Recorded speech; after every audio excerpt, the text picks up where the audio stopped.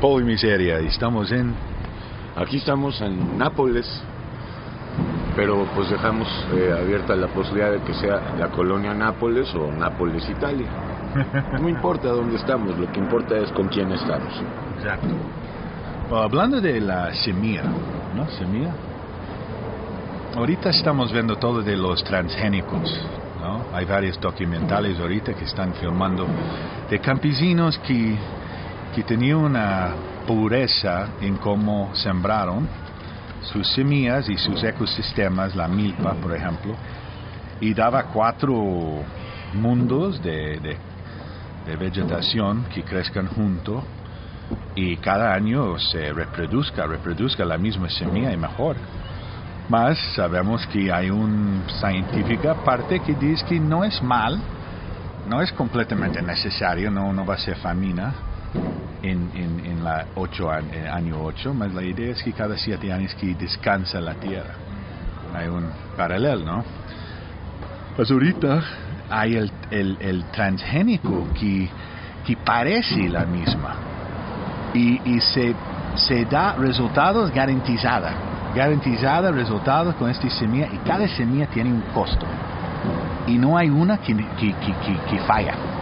Y si falla uno y compraste 100 plantas, ellos te repongan más 100. La matemática del negocio transgénico, una comida que lleva muchas enfermedades, mucha pierde, cada semilla, cada campo se infecta los otros campos. Al final entregaron sus terrenos a esta empresa que es el dueño de esta semilla que ha robado la tierra.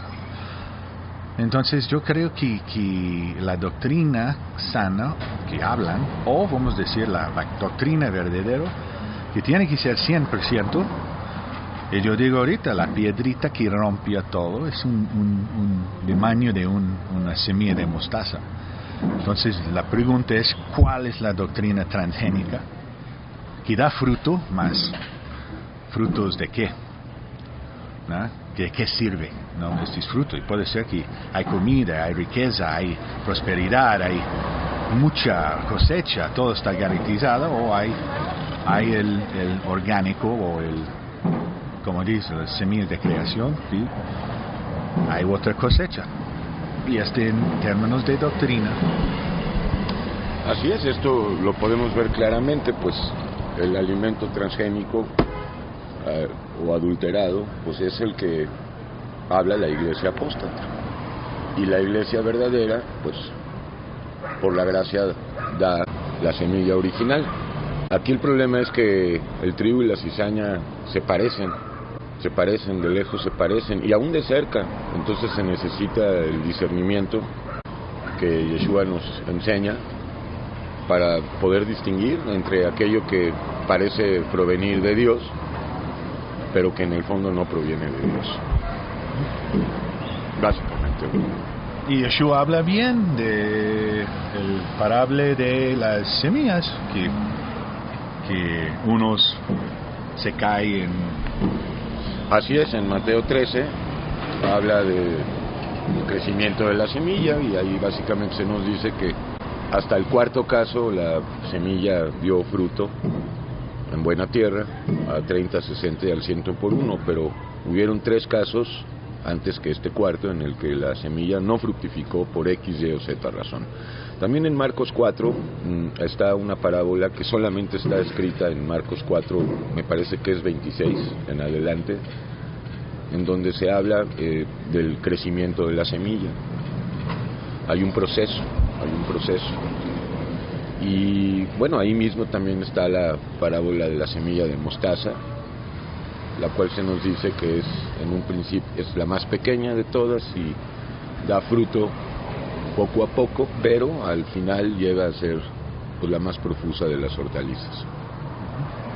Entonces hay para mí fertilizante, más que fertilizante, la palabra hablando, ¿no? Dios, la palabra vida, toma un cuerpo. Dios, la palabra creador, Espíritu Santo, todo poderoso Dios.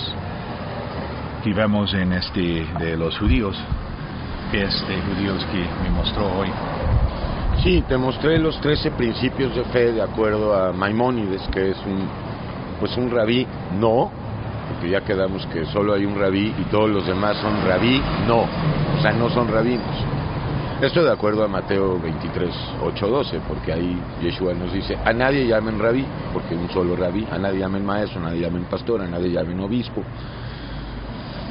Y pues yo te mostraba estos 13 principios de fe del judaísmo que escribió Maimónides, principios que el judaísmo los considera pues de origen divino. Y es un credo, a fin de cuentas es un credo. Es muy bonita también. Pues sí, es muy bonito, pero ahí no hablan de Yeshua ni del pecado. No, más habla de el proceso que va a llegar, el Mesías. Y habla del Mesías hasta el final, punto 12, ¿no? Sí, el punto 12 es, tengo fe acerca de la fe de la venida del Mesías, pero bueno, sabemos que Israel rechazó al Mesías en su primera venida, por cuanto así también estaba establecido en la profecía, que el pueblo de Israel negara a Yeshua como el Mesías para que pudiera venir la salvación a los gentiles. Sin embargo, pues sabemos que desde la venida del Mesías, Yeshua, y el derramamiento del Espíritu Santo en Pentecostés, hasta el día de hoy ya han pasado 7 edades de la Iglesia, y durante estos más de 2000 años ha habido un llamamiento continuo de ambos remanentes, es decir, del remanente gentil y del remanente judío. Y eso lo vemos desde el principio, porque por ejemplo los primeros apóstoles, claro, pues eran judíos, pero ahí estaban Lucas, ahí estaban Tito, ahí estaban otros que no eran judíos, eran gentiles y fueron llamados para todos formar una iglesia hecha de judíos y gentiles, que ya no se hacen llamar ni judíos ni gentiles, ni cristianos, ni presbiterianos, ni ortodoxos, ni luteranos, ni bautistas, porque todos estos son títulos y etiquetas que pues no tenemos por qué atribuírnoslas. Ahí digamos Hechos 2:42. Así es ahí donde se nos enseña o se nos muestra el modelo original de la iglesia, todas las cosas en común, una iglesia unida por el uno, el Ejad.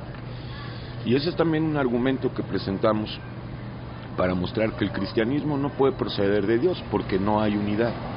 El cristianismo está conformado de miles de denominaciones y de no denominaciones, todas discrepan entre sí. Y esa es tan solo una de las razones por las cuales el cristianismo no puede proceder de Dios, porque no hay unidad. De hecho, tú lo pusiste en el mail, en la respuesta a nuestro bien ponderado, pues ahí me quedo. Amigo, hermano, en el fondo, porque sí, cuando hay diálogo, por lo menos no es solo a Dios, tenemos intercambio y no siempre vamos a estar en el mismo lugar. Y Dios va siempre a unir estas cosas porque no estamos en un espacio físico, estamos por espíritu, posiblemente discutiendo o tomando nuestra posición en términos que Dios nos manda a hacer, servir en una iglesia, una denominación, un sistema con confesiones y sistemas y credos y yo tenía en luteranismo, porque yo era luterano de joven, y tú entraste por principios. Yo de hecho creía en los 13 principios de Maimónides. Para mí era como un credo, pero ya no nos regimos por credos ni por dogmas, sino por revelación. Y ahí es donde la estructura de que habla Pablo de jerarquías y posiciones en la iglesia, hablando Mateo 23, yo creo que repetimos el sistema de los judíos. Los templos son las iglesias de hoy, diferente, en gracia, en un mensaje de Jesucristo y salvación y no más condenación y muchas increíbles cosas, como hablamos. No es porque tú eres cristiano. Yo no importa si me llaman cristiano o no, más que me importa es que la doctrina y la palabra de Dios, estoy libre de esas etiquetas, que soy el hijo, mi papá, y punto. Y cada día vamos compartiendo que Él nos va mandando en cualquier lugar. Todo es Shabbat, todo es Shabbat. Sí, todos los días es Shabbat, pero recordando esto, que nadie puede vivir en el Shabbat verdadero, permanente, si no está viviendo en juicio para poder vivir por gracia.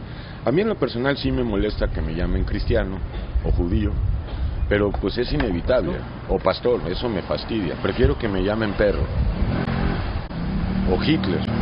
Así es, o sea, aquí en Pueblo y Miseria estamos ya cuestionando ciertas partes de las cartas de Pablo, sobre todo Efesios 4:11, Primera de Timoteo 3 y Tito del 1 al 5, porque es ahí principalmente donde Pablo, si es que fue Pablo el que escribió eso, porque cabe la posibilidad de que esas secciones hayan sido añadidas tendenciosamente, y podría remitir esto al concilio de Nicea. Yo no sé si realmente Pablo escribió eso, aunque en el canon aparece que sí, y ahí Pablo habla de la existencia de obispos, de diáconos, de evangelistas, de maestros, de pastores, y pues esto contradice absolutamente Mateo 23:8-12, en donde Yeshua nos dice: no llaméis a nadie pastor, rabino, sacerdote, arzobispo, bla bla bla, ni se dejen llamar con estos títulos. Entonces es contundente. Ahora, esto es un escándalo para los ortodoxos, para los literalistas. Entonces se nos viene una persecución fuerte. De hecho ya empezó. Entonces aquí es el intro, aquí paramos en este intro segmento y vamos a analizar estos 4 capítulos, ¿no? De hecho ya hicimos esta conversación, Ernie. Ajá. Podemos hacer un capítulo por... Ok. Gracias, hermano. Bueno, vamos a comenzar por analizar los 3 principales textos en donde Pablo, o el pseudo Pablo, porque no sabemos, repito, si esto realmente lo escribió Pablo o se lo atribuyeron a él en algún concilio. Si fue así, ha de haber sido en el de Nicea, en el 3:25. Aquí dice requisitos de los obispos, el título. Ya de entrada eso contradice. Entonces tenemos que explicar qué quiere decir. Contradice Mateo 23. Exactamente, contradice. Ya hablamos en la primera cápsula. Así es. Entonces, obispos quiere decir en el griego episcopus, y quiere decir el que observa desde arriba, es decir, alguien que tiene autoridad. Y según este texto, dice...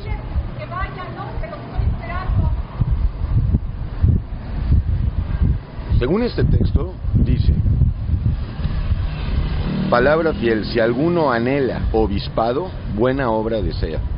Pero es necesario, dice aquí, que el obispo sea irreprensible, marido de una sola mujer, sobrio, prudente, decoroso, hospedador, apto para enseñar, no dado al vino, no pendenciero, no codicioso, de ganancias deshonestas, sino amable, apacible, no avaro, que gobierne bien su casa, que tenga a sus hijos en sujeción con toda honestidad. Dice el 5, pues el que no sabe gobernar su propia casa, ¿cómo cuidará de la iglesia de Dios? Lo cual es aberrante, porque el que cuida la iglesia de Dios es Yeshua. Dice, no un neófito, no sea que envaneciéndose caiga en la condenación del diablo, cosa que también estoy en desacuerdo, porque no solo los neófitos se pueden envanecer, de hecho los que tienen mucha doctrina también se pueden envanecer. Y dice por último, también es necesario que tenga buen testimonio de los de afuera, cosa que es ridícula y absurda, porque no tenemos buen testimonio para con los de afuera. ¿Tu Biblia usa la palabra cristiano? Sí, en algunas ocasiones. Ah, ok. En algunas ocasiones sí. No está muchas veces escrita la palabra, pero sí. Al final, no estamos hablando de ser cristiano, estamos hablando de cristianismo. Bueno, y aquí es el sistema mandando muchos cristianos que se llaman cristianos, puede ser gente que ama Yeshua completamente, no es contra los cristianos. Ser cristiano sea que tú quieres ser, mas cristianidad es que estamos hablando, el sistema que aquí Pablo está básicamente creando. Aquí lo importante, en mi opinión, es ver que esta sección de Primera de Timoteo 3,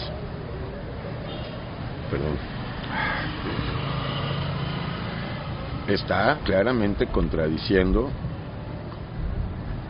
la escritura en Mateo 23, 8, 12. Número uno, porque Yeshua dijo, no hay pastores entre ustedes, no hay obispos entre ustedes, y aquí dice que sí los hay y que hay ciertos requisitos para estas personas.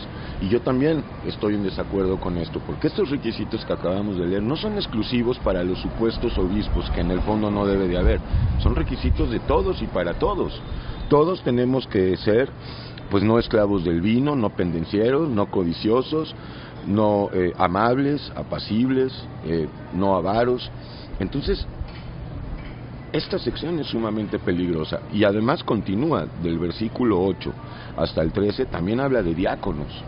Diácono también es una palabra griega que quiere decir sirviente o el que ayuda, servidor, punto. Ok, entonces terminamos esa cápsula y vamos para diácono o miseria. Ok, pobre miseria, regresando con el versículo. ¿Dónde estamos? Seguimos en Primera de Timoteo 3, ahora ya pasando del 8 al 12, donde habla, muy lamentablemente, dice el título de la Reina Valera, requisitos de los diáconos. Otra vez contradiciendo Mateo 23, 8, 12, puesto que ya el simple título de diácono ya implica una jerarquía. Y es básicamente lo mismo, habla de ciertos requisitos para los diáconos que aquí decimos por revelación. Número uno, no hay diáconos ni obispos, y estos requisitos que se escriben aquí son para todos. Básicamente dice muy parecido con relación a los obispos, dice los diáconos, nótese que no habla de diaconisas, asimismo deben ser honestos. Bueno, que no todo mundo debe vivir, toda la iglesia, en honestidad, en verdad, sin doblez, no dados a mucho vino. Ok, quiere decir que no sean esclavos del vino. No codiciosos de ganancias deshonestas, pues también hay discrepo de esto, porque se podría pensar que hay codicias honestas y codicias deshonestas. Pues toda codicia es pecado. Que guarden el misterio de la fe con limpia conciencia. Y luego dice, y estos también sean sometidos a prueba primero. Muy peligroso este versículo, porque ¿quién somete a prueba a las personas? A mí no me pusieron para someter a prueba a nadie. Entonces, yo realmente me pregunto, Ernie, si esta sección, Primera de Timoteo 3, del 1 al 12, ¿realmente la habló Pablo o se la atribuyeron a él? Y ahorita que vayamos a Tito, capítulo 1, y al más importante en el tercer segmento, Efesios 4:11. Ok, vamos ahora a algo similar. Aquí pasamos en la última cápsula, ahorita estamos en Titos 1, empezando versículo 5. Así es, y aquí ya se introduce otra categoría, además de diáconos y obispos, ahora habla de ancianos, que pues hay que dejar en claro, no se refiere a ancianos en edad, sino supuestamente, así es, líderes espirituales que... Y dice así, por esta causa te dejé en Creta, habla Pablo acerca de Tito, para que corrigieses lo deficiente. Ya de entrada aquí está terrible, porque nosotros no somos nadie para corregir, pero dice, aquí está lo delicado, y establecieses ancianos. Esto es nicolaísmo. Perdón, ¿quién es Tito y quién es Pablo para establecer ancianos?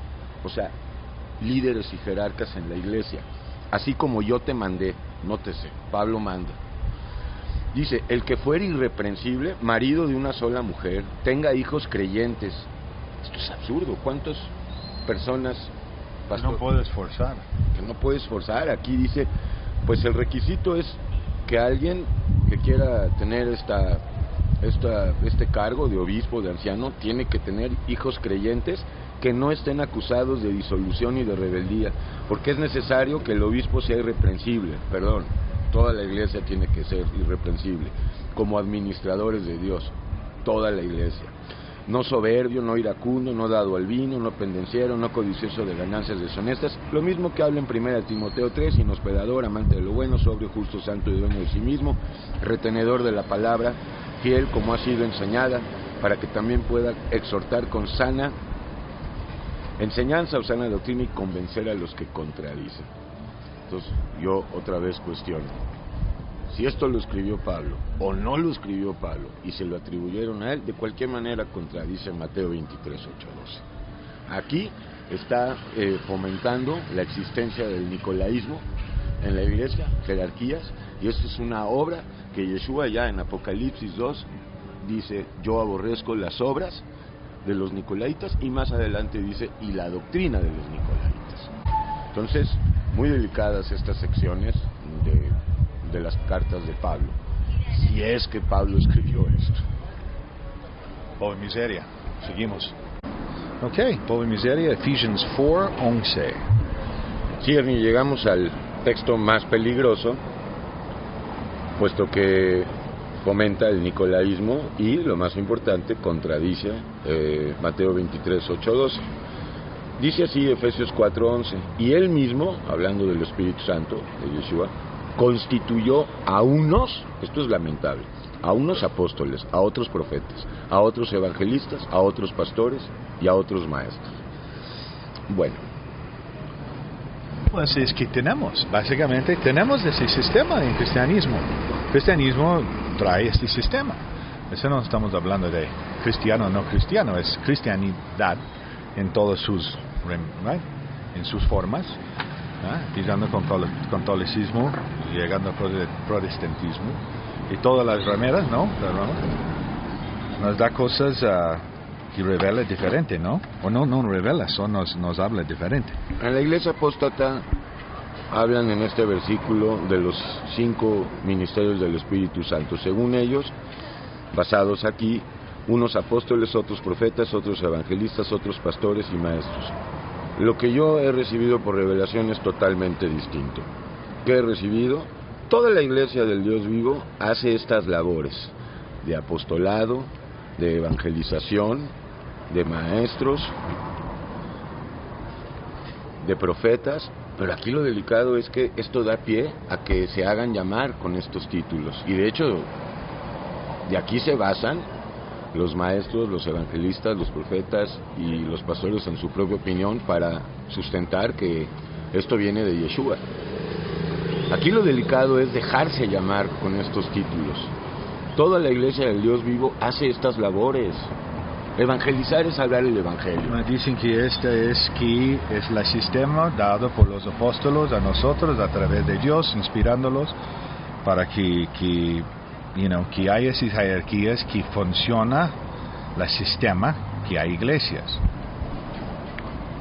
La iglesia tiene la verdadera solo tiene un pastor, y es Yeshua, un solo profeta, y es Yeshua, un solo predicador, y es Yeshua, un solo evangelista, y es Yeshua. Pero Él nos capacita para hacer estas labores y nos dice en Mateo 23, ok, hagan esto, pero no se hagan llamar con estos títulos y sean hermanos. Entonces, otra vez, nos volvemos a preguntar si esto lo habló Pablo o un pseudo Pablo, añadieron esta sección y se lo atribuyen a Pablo. Y otra vez no estamos diciendo nada aquí que pensamos que Pablo es falso profeta. De ninguna manera.